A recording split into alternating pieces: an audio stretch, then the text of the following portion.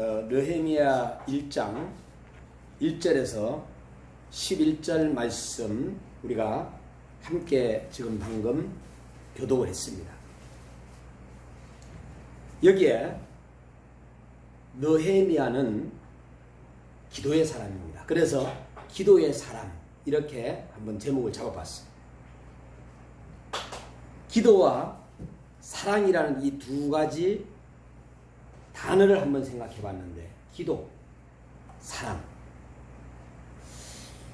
생각하면서 성경에서 기도의 사람 혹은 사랑의 사람으로 우리에게 가장 적합한 모범자를 누군가가 얘기하라면은 바로 느헤미야가 아닌가.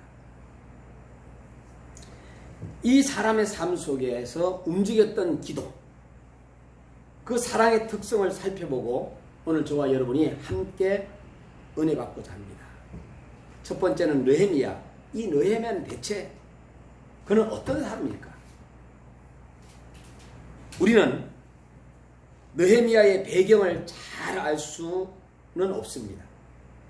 그러나 단지 하나, 하나님의 말씀인 이 성경 속에서 9절에서 본문 1절 느헤미야 1장 1절에서 뭐라고 하느냐, 첫 번째 나가는 단어가 하가라의 아들이라 이렇게 나와요.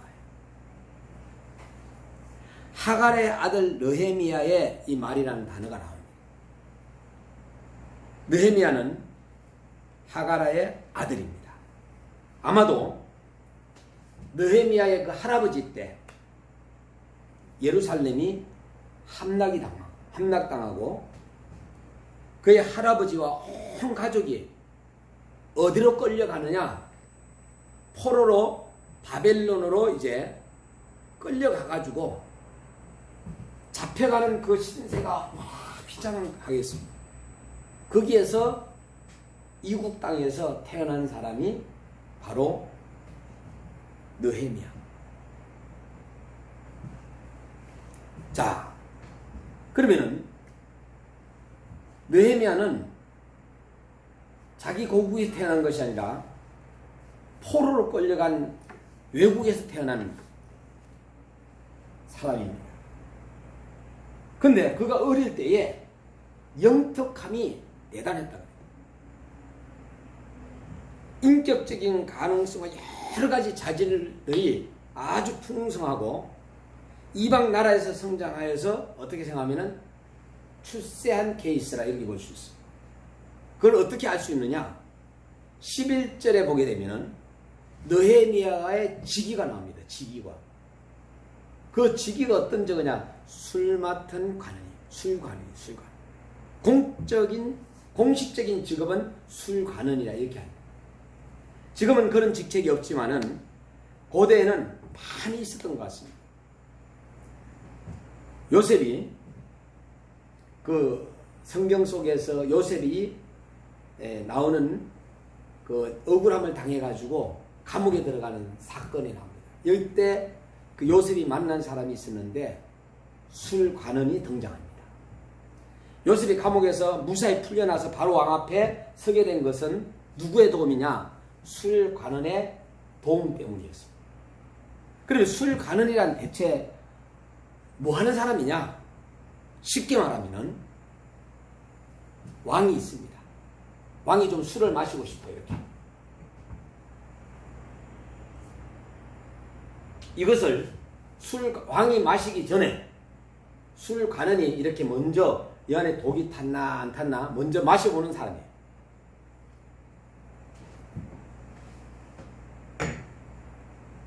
일단 왕이 술을 마시기 전에 일단 그 맛을 보는 사람이 누구라고요? 술관원. 자, 이 사람은 대단하지 않는 사람처럼 보이지만은 이것은 공석적인 직함에서 대단히 중요한 직책이에요. 오늘로 얘기한다면은 비서실장이라고 볼 수 있습니다. 비서실장. 대통령 비서실장 하면 대단하잖아요. 공적적인 직함이 대단한 중요한 직책이라. 왜냐하면 왕이 마시는 술에 혹 독약이 그 안에 독약이 있다면은 어떻게 되겠어요? 왕을 시해할 수도 있는 거예요.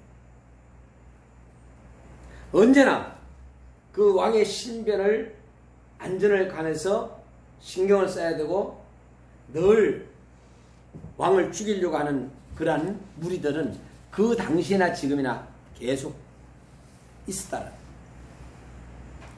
그러므로 느헤미야 직책이 얼마나 중요한가를 알 수가 있습니다. 단순히 뭐 술만 검사하고 왕께 바치는 것이 아니라 왕과 같이 앉아서 왕과 이야기를 나누고 그 자리에서 국가에 대하여 국사를 논하기도 하고 국정을 논할 수도 있었던 사람이 바로 술관장이에요. 지금 이야기 들어보니까 이거는 보통 직위가 아니거든. 왕이 비서실장, 오늘날의 대통령이 비서실장 말할 수 있겠어요.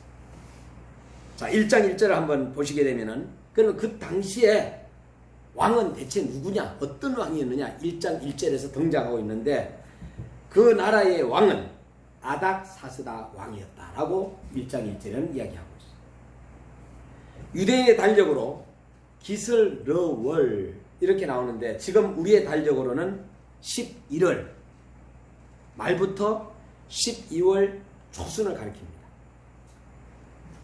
자, 그러면 왕이 묵는 궁이 어디냐? 우리 대통령이 옛날 전에 문 대통령에까지는 청와대라는 궁이 있었다면은 지금은 이제 용산으로 해가지고 나갔지만은 그 당시에 여기에 나오는 성경에 나오는 궁은 수상궁이라고 해요. 수상궁. 물론 그 나라의 당시에 몇 개의 궁이 있었는데 이 수사는 바로 그 나라의 수도입니다. 수도였습니다. 이 수상궁에 대해 최근의 고고학적인 연구에 의하면 수상궁은 뭘로 만들어졌느냐? 금과 은과 상아로 지어진 대단히 수려하고 아름다운 궁정이었다. 이렇게 이야기해 주고 있습니다. 바로 이 수상궁에 느헤미야는 왕의 곁에서 함께 생활을 했다고 생각을 해보세요. 얼마나 진짜 잘 나가는 겁니까? 그것도 할아버지 아버지는 뭐래요? 포로로 잡혀가가지고 거기서 태어난 느헤미야가 이렇게 성장할 수 있었던 것은 하나님께서 그를 세우지 않았나. 자, 그런데 어느 날 느헤미야에게 한 소식이 들려왔어요. 2절 말씀을 우리 한번 보십시다. 그 2절에는 뭐라고 나오느냐? 이렇게 나와요. 자, 예루살렘의 형편에 대하여서 자세하게 이제 나오는데 나의 한 형제 중 하나니가 두어 사람과 함께 유다에서 이르기로 내가 그 사로잡힘을 면하고 남아있는 유다 사람과 예루살렘 형편을 물은적. 자, 묻습니다. 3절에는 저희가 내게 이르되 사로잡힘을 면하고 남은 자가 그 도에서 큰 환난을 만나고 그리고 능력을 받으니 예루살렘 성은 해파되고 그리고 성문들은 소화되었다. 다 불타버렸다. 자, 이 이야기를 듣는 순간에 가슴이 아마 철렁했을 거예요. 할아버지와 아버지를 통해 가지고 고국에 대해서 아마 이야기를 꾸준하게 들어왔고 유대인 출신 가운데 하나니라는 사람이 자기 고향 예루살렘을 다녀왔던 그 하나니아를 통해 가지고 예루살렘의 그 형편을 다 듣고 나니까 가슴이 아픈 거예요. 그래서 느헤미야는 그 사람에게 고국의 권한을 더 자세히 물었고 그리고 그 사람에게서 자세한 소식을 들었는데 3절 이하의 말씀에 보게 되면 남는 자가 환난을 만나고 능력을 받고 예루살렘 성은 해파되고 성문들은 다 소화되어 불타버렸다는 이 얘기를 듣는 순간에 이 말을 듣고 앉아서 4절로 넘어가가지고 수일 동안 금식하며 울었다. 하늘의 하나님 앞에 금식하며 기도하여 가로되 하면서 여기에서 이제 4절 말씀에 내가 이 말을 듣고 앉아서 울고 수일 동안 슬퍼하며 하늘의 하나님 앞에 금식하며 기도하며 5절에 가로되 하나님 여호와 크고 두려우신 하나님이여 주를 사랑하시고 주의 계명을 지키는 자에게 언약을 지키며 긍휼을 베푸시오 주여 간구하나이다 하면서 고국을 위해서 이제 기도하기 시작. 자, 우리 선교사님들이 전 세계로 이제 흩어져 가지고 나가 있는 많은 선교사님들이 고국인 대한민국이 교회는 다 붙어버리고 그리고 또한 교회 주변의 사택들도 다 망가지고 그 소리를 들었을 때 우리 선교사님들도 느헤미야처럼 아마 간절하게 기도하지 않았을까. 그래서 느헤미야를 이 부분만 보더라도 느헤미야를 뭐라고 얘기하느냐? 기도의 사람이라 이렇게 얘기해요. 그래서 기도의 사람이 나온 거예요. 느헤미야 기도한 거 딱 3가지예요. 첫 번째, 조국을 위해 눈물을 흘렸다. 두 번째, 조국을 위해 회개했다. 세 번째, 조국을 위해 기도했어. 느헤미야는 열려진 귀가 있었어요. 같은 조국에 함께 유대인의 말을 귀로 들었어. 자세하게 듣고. 자, 우리는 여기에서 무엇을 느헤미야에게 배울 수 있느냐? 우리들은 우리의 말만 하는 일에 익숙해졌어요. 그러나 듣는 길을 잃어버리고 말았던 것이 바로 우리들이었어요. 나 역시도 마찬가지고 여러분들도 마찬가지고 말하는 것은 좋아하는데 상대방이 이야기하는 것 듣는 것에서는 불편해하는 그러한 삶을 우리는 살았어요. 근데 느헤미야는 귀로 잘 들었다는 거예요. 본문 4절의 말을 듣고 바로 행동으로 옮겨졌어요. 뭐 했느냐? 기도하며 기도하기 시작했다. 금식하며 기도하기 시작했어요. 금식하며.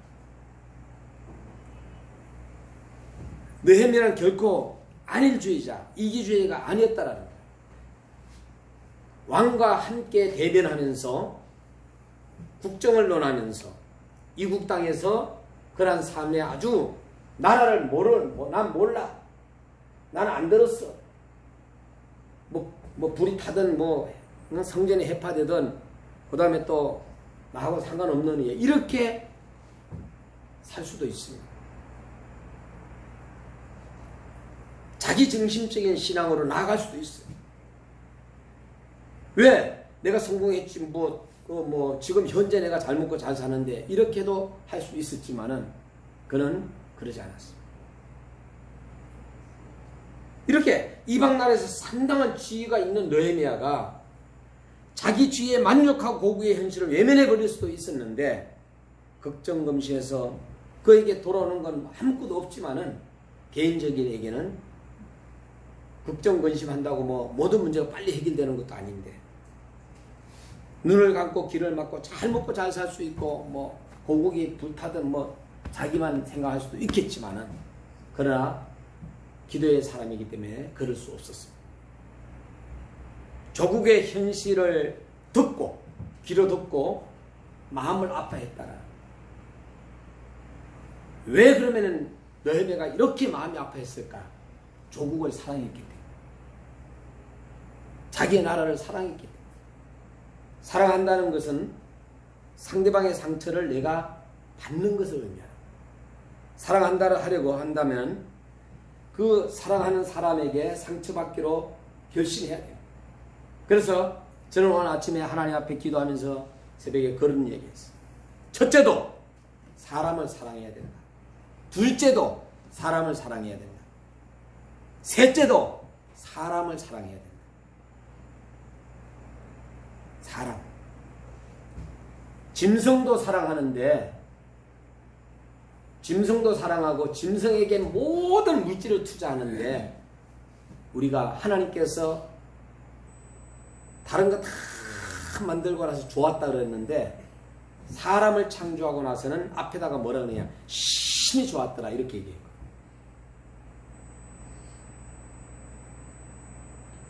이 사랑하는 데 있어서는 아픔이 없이, 희생이 없이 사랑은 불가하다. 이웃을 사랑한다고 말할 때, 민족을 사랑한다고 말할 때, 교회를 사랑한다고 말할 때 상처받는 것을 의미합니다. 그래서 우리는 그러므로 조국을 사랑한 느헤미야는 조국을 사랑했기 때문에 바로 이 가슴 속의 마음이 아파하기 시작한 거예요. 단순히 어떤 감정이 일어나가 아픔이 아니라 성경은 울고 슬퍼했다고 말하고 있어요. 울고 슬퍼했다. 운다고 역사가 변화되지는 않습니다. 그러나 그는 사랑의 마음을 가졌다. 느헤미야는 기도를 알았고 기도의 영광을 맛봤고 기도에 대한 체험을 했고 기도에 대하여 경험을 했고 기도를 통해서 응답을 받았고 기도를 통해서 높은 위치에 앉게 됐고 기도를 통하여서 느헤미야는 삶을 이국 땅에서 살아갔습니다.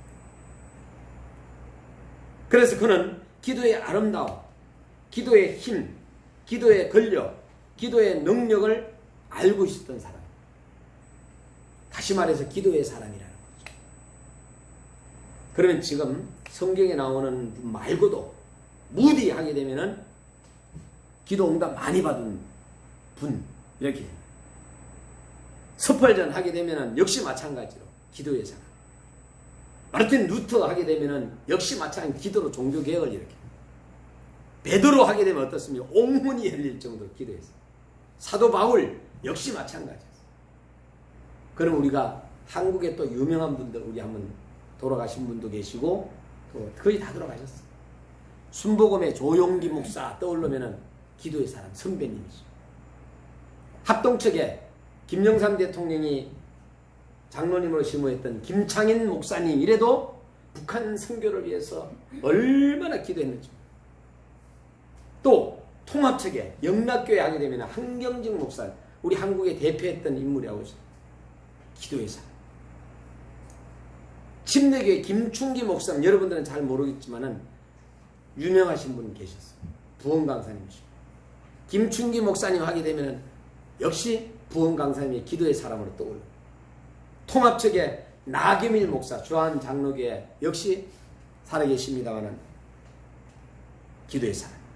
성결교회는 이만신 목사 하게 되면은 역시 마찬가지로 기도의 사람. 감리교회는 김홍도 목사님 거의 다 돌아가시고 나겸일 목사님은 지금 살아계시네요. 자, 이렇게 이분들이 나라와 민족을 위해서 기도해왔고 대한민국에서 정말로 눈물 흘리면서 한국교회를 리드해왔던 저희들에게는 선배님이에요. 오늘 이 느헤미야는 금식함이 기도했다 그랬어요. 오늘 여기에 한국교회나 무디나 스펄전이나 루터나 베드로나 바울이 하나님 앞에 금식하면서 세계 교회를 세우고 오늘 이렇게 견고하게 뿌리를 내리면서 교회는 성장해왔습니다. 자, 금식하게 되면은 가장 먼저 우리 머릿속에 떠오르는 게 뭐냐면은 밥을 굶는다는 것이 제일 먼저 연상됩니다. 그래 나는 배가 고파 못해. 이런 사람도 있어요. 역시 마찬가지로 저도 금식 잘 못하는데 밥을 안 먹고 굶는다는 것에 거기에 의의가 있는 것은 절대로 아니다는 얘기예요. 금식 기도는 밥을 안 먹고 굶는다는 것이 중요한 것이 아니라 기도한다는 것 자체가 중요하다. 모든 기도 가운데 금식 기도는 가장 절박한 기도의 형태라고 할 수 있어요.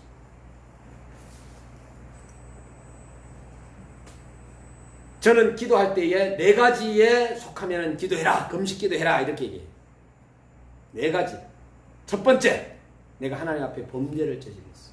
그럴 때는 하나님 앞에서 숨어서 그 죄를 회개하면서 기도하고. 두 번째는 사명을 받았어. 이 사명을 내가 도저히 감당할 수 없어. 그럴 때는 사명 능력받기 위해서 금식기도 하고, 내가 죽을 병에 걸렸어. 한 일주일밖에 못 살아. 그러면 금식하면서 이래도 죽고 저래도 죽으니까 금식하면서 하나님 앞에 나아가는 것이, 준비하는 게 좋지 않겠는가. 네 번째는 하나님의 영광을 위하여서 금식하는. 느헤미야가 금식기도 했다는 것은 밥 먹을 시간까지 아껴가면서 기도하는 일에 전심전력했다는 것입니다. 다시 말하면은 그는 전적으로 기도했고 목숨 걸고 기도했고 기도에 자기의 영혼 마음과 심장을 싣고 기도했다는 것입니다. 그리고 그는 지속적으로 기도했습니다. 응답 올 때까지. 한 번 기도하고 끝난 것이 아니라 수일간을 계속해서 기도했다라고 본문은 말씀해 주고 있습니다. 자기 백성을, 자기 나라를 사랑했기 때문에 오늘 누군가를 위하여서 내가 금식해야 되겠다 하는 것은 그 사람을 사랑하기 때문에 기도할 수도 있어요. 기도의 능력과 근세와 비밀을 아는 사람은 기도할 수밖에 없는 거예요. 아내를 위해서, 남편을 위해서 사랑하기 때문에. 그래서 아내와 남편을 위해 기도하는 거예요. 또 자녀를 위해서 기도하는 거예요. 내가 누군가를 참으로 사랑한다는 것은 그 증거는 바로 기도에 있다. 구체적인 표현이 바로 기도입니다. 그래서 느헤미야는 기도하는 거예요. 예루살렘의 황폐함과 고생하고 고통당하는 이웃들을 바라보면서 어떻게 기도했느냐, 무릎을 꿇고 기도했다라고 성경은 이야기해 주고 있어요. 이렇게 뭐 기도 안 해도 될 사람이에요, 느헤미야는. 그러나 사랑이 있기 때문에. 당시에 전 세계에서 최고의 힘을 쥐고 있었던 나라가 메데 바사입니다. 바사. 다시 말해 느헤미야가 모시고 있던 왕의 전 세계에서 최고의 세력을 가지고 있었던 왕입니다. 그럼 먼저 하나님께 호소합니다. 사람을 움직이는 것보다 하나님을 움직이는 것이 보다 중요한 것을 느헤미야는 알았던 겁니다. 그래서 우리는 느헤미야의 기도의 방법을 우리는 알아야 해요. 기도의 대상을 알고 그는 기도를 했다고 했어요. 자, 5절 말씀 우리 한번 보십시다. 가로되 하늘의 하나님 여호와 크고 두려우신 하나님이여, 주를 사랑하고 주의 계명을 지키는 자에게 언약을 지키시며 긍휼을 베푸시는 주여 간구하나이다. 하늘의 하나님 여호와께.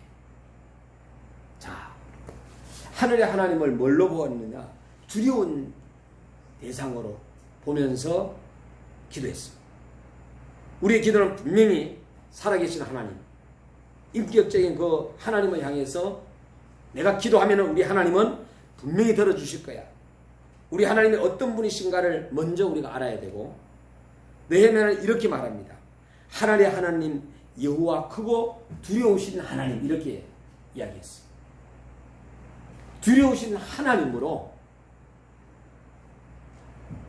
그렇게 보았던 것은 자기의 고국의 나라를 혼을 내준 분이 바로 하나님이라는 것을 그는 알게 됐던 거예요. 왜? 고국의 나라들이 타락하고 하나님 앞에서 범죄하고 그리고 또한 하나님의 말씀을 벗어나가지고 살아갔기 때문에 이거 하나님 앞에 혼나고 있구나 하는 것을 느헤미야는 알게 됐고, 위대하신 하나님.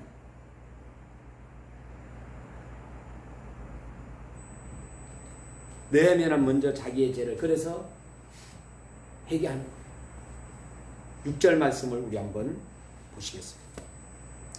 이제 종이 주의 종 이스라엘 자손을 위하여 주야로 기도하오며 이스라엘 자손의 주 앞에 범죄함을 자복하오니 주는 귀를 기울시며 눈을 여시사 종의 기도를 들으시옵소서. 나와 나의 아비 집이 범죄하여 그랬거든. 범죄하여. 그러니까 범죄한 바로 우리 백성 그리고 또한 우리 형제들 이들이 범죄했다는 것을 느헤미야는 기도를 통해서 알게 됐다. 내 민족이 범죄했습니다. 7절 말씀을 우리 다시 한번 보게 되면은 주를 향하여 심히 악을 행하여 주의 종 모세에게 주께서 명하신 계명과 율례와 규례를 지키지 아니하였다. 범죄의 내용이 뭐냐? 이 하나님의 말씀을 지키지 아니했다는. 하나님께서 하라 그러면 안 하고, 하지 말라 그러면 했던 것이 바로 범죄.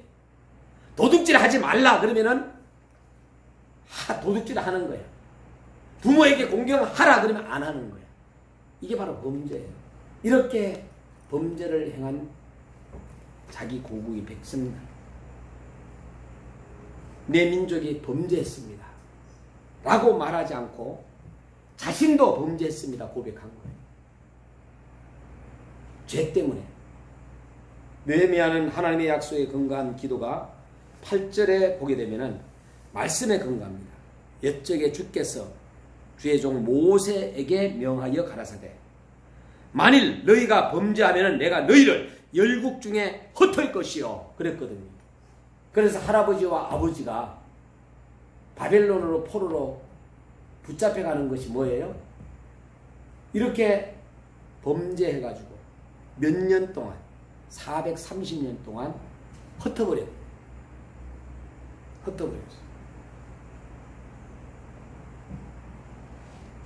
그래서 느헤미야는 하나님의 약속에 근거한 기도로 말씀을 기억하소서 하면서 9절 말씀, 만일 내게로 돌아와서 내 계명을 지켜 행하면 너희 쫓긴 자가 하늘 끝에 있을지라도 내가 거기서부터 모아 내 이름을 두려고 택한 곳에 돌아오게 하리라 하신 말씀을 이제 청컨대 하나님 아버지 기억하옵소서.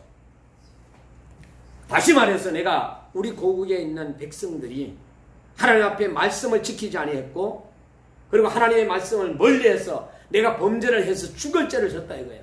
이제는 다시 회개하고 하나님의 말씀으로 내가 돌아가겠사오니 다시금 봐달라요. 느헤미야는 자기가 한 기도에 책임을 졌습니다. 그 책임이 어디에 나오는지 본문 11절에 주여 구하오니 귀를 기울이사 종의 기도와 주의 이름을 경외하기를 기뻐하는 종들의 기도를 들으시고 오늘날 종으로 형통하여 이 사람 앞에서 의뢰를 있게 하옵소서 하였나니 그때 내가 왕의 술관원이 되었으리라.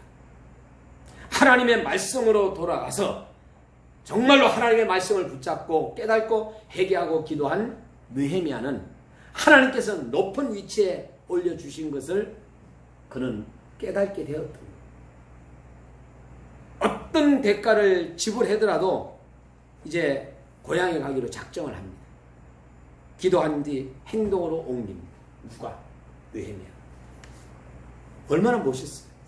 이런 사람이 돼야 되지 않겠어요? 저 역시도 마찬가지.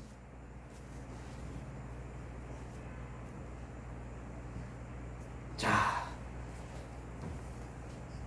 호세아 6장 1절에 이런 말씀이 있어요. 우리가 오라! 우리가 여호와께 돌아가자. 하나님께 돌아가가지고는 해야 할 세 가지가 있어요.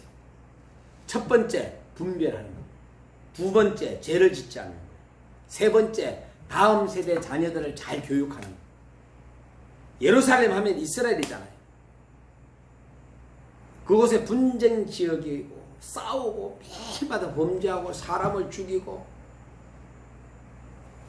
느헤미야는 고국의 예루살렘 성이 해파된 그 때에 정말로 진정한 마음으로 회개한 것을 우리가 오늘 배워야 할 거죠.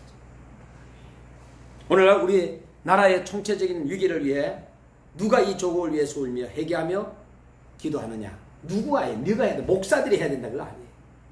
내가 해야 돼. 장로님들이 해야 아니에요. 권사님들이 아니에요.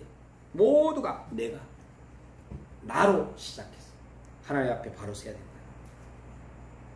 오늘 우리는 모세의 기도가 홍해를 갈랐고, 아브라함의 기도가 100세 때 아들을 얻었고, 여호수아의 기도가 여리고를 무너뜨렸고, 다윗의 기도가 골리앗을 물리쳤고, 엘리야의 기도가 하늘로부터 불이 내려왔고, 다니엘의 기도가 사자의 입을 막았고, 바울의 기도가 옥터를 흔들었고, 밀레의 기도가 거대한 고아원을 세웠고, 한나의 기도가 사무엘을 얻었고, 히스기야 왕의 기도는 생명 15년을 연장받았어. 기도의 선택은 자유입니다. 하나님 앞에 기도하든지 안 하든지 이건 자유예요. 그러나 기도는 계속 쌓인다. 쌓인다. 제가 밤에 기도하고 새벽 2시까지 기도하고 가다가 밑에서 이렇게 전순이 안 돼가지고 위에서 불을 끄고 내려가다가 약간 어두워가지고 했는데 2단계를 갖다가 했을 때 허리가 막 확 지진이 났는데 정말로 병원에 가 입원해야 돼요. 그 정도라면. 그런데 하나님께서 지진만 하면 탁 일어나고 멀쩡해졌어. 야, 이거 기도에, 하나님 앞에 기도에 쌓인 것이 나의 축복이었구나. 헛다리, 다시 말해서 올라오는 계단 2개를 밑에가 다 마지막인 줄 알고 짚었던 것이 3개에서 2개를 갖다가 하면서 그냥 훅 뛰던 거예요. 그러면 다쳐가야 병원에 가야 돼. 그런데 하나님께 지켜주셨어요. 며칠 전에 일어나요. 야, 그래서 제가 하나님 앞에 기도는 공짜가 없구나. 공짜가 없구나. 제가 지갑을 좀 주웠어요. 주인을 찾아줬어요. 그런데 내가 지갑을 잃어버렸어. 그 지갑이 그대로 돌아왔습니다. 주인을 찾아줬더니 내 지갑도 돌아오더라. 신기하지 않아요? 지금은 느헤미야처럼 우리 눈물로 주님께 기도로 나아갈 때입니다. 여기에 모인 분들이 주님께 눈물의 기도로 부르짖을 때 하나님께서 우리의 간구를 들으시고 이 땅을 치유해 주시고 있다는 것. 코로나가 오니까 한 3년간 온 세상의 선교사님들부터 시작해가지고 눈물로 그냥 기도했더니 하나님께서 하나하나 이제 벗어나게 해주시는 것이죠. 한국교회부터 시작해가지고 이제는 정말로 우리가 정신을 차려야 할 때가 아닌가. 코로나 때문에 저도 정신을 차렸어요. 예? 정신을 차리고 나니까 주님과 똘똘 뭉쳐가 있어요.